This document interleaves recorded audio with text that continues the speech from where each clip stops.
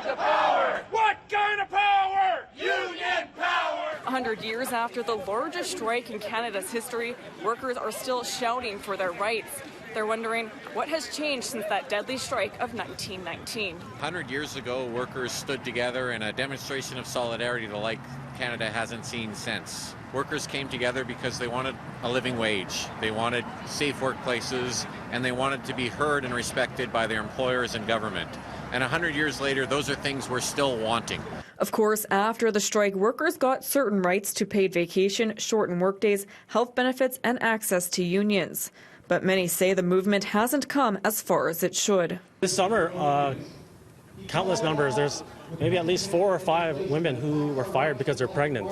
One was almost subject to being sent home back to the Philippines because she was pregnant. The strike of 1919 served to unite Canadian-born and immigrant workers, and some say that unity needs to be strengthened today. You have political parties in this province and in this country who want us to go backwards, who want us to worry more about the things that are different as opposed to the things that bring us together, and they are fostering hate to their own agenda. Minorities say they're facing a tide of normalized racism. Management will look down on you, and there's favoritism for other people in the workplace. Manitoba's Premier Brian Pallister was a no-show at today's march, to the ire of some union leaders.